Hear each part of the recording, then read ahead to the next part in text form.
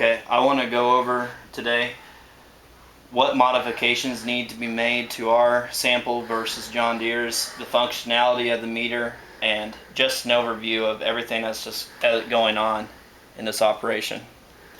Okay, first the minor things. This piece, which is a purchase part, still does not fit into this mouth of this aluminum meter. We've changed it once. It's really close to working, but you can see it's just a little bit off and rides on there. That's a minor change. They could even, if they don't want to move this whole surface in, just put a 45 degree taper on there, and I think it will go in. But it's about 40 thousandths off.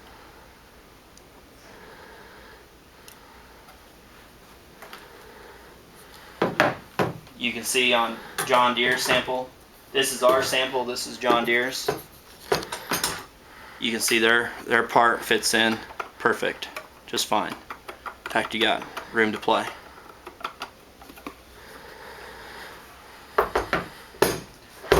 Okay, next I want to go over the plastic housing and the diameter change. When I say diameter change, I'm talking about the outer circumference around here. I believe we can get away with just changing the outer diameter and not the inside.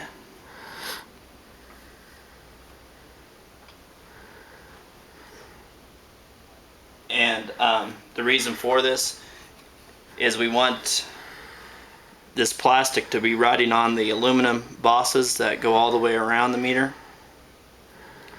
You can see it rides on this one. It rides on this boss. It's actually off of this boss, and it is totally off of this boss. The reason this is important is because this tries to suck the meter, the plastic housing in uneven to the other meter when you strap it in, and that puts uneven wear. It's kind of like the plastic is tilted off to the side like this. And you can see when you unstrap it and you open things up, there's a rubber gasket that goes in here where your vacuum chamber is in this area, and then that puts uneven wear in this section down here. This will remain, and this will be all totally worn out, so we replace it much more often. So that's why we want to make that change. You can see on the John Deere that it fits perfect on the boss, and there is a diameter difference. I measured the two. Fits on the boss up here, around here, down here, on the very bottom, coming around, and it fits on the seal up here. So it rides even against the aluminum housing, and there's no uneven wear. Okay, next I just want to show some of the functionality of the meter. So you open this up. This is our seed cell plate, and this vacuum chamber. You have a vacuum hose that applies vacuum to this portion, and then that sucks the seed that falls through this inlet here, and it comes around and singulates it. So to open this thing up, there is a plastic knob that you guys are doing, and this is your sample.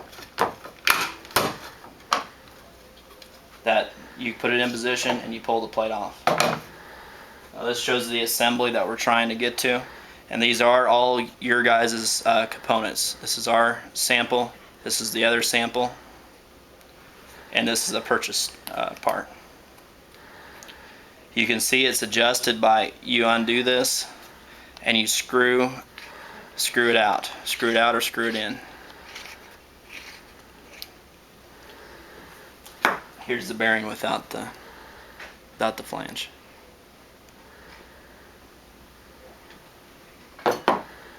So this housing then is the hole that you drilled, and this bearing is pushed into this housing like so.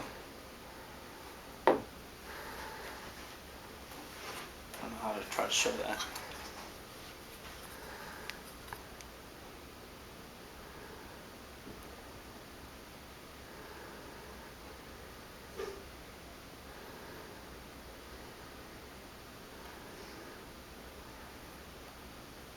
Okay.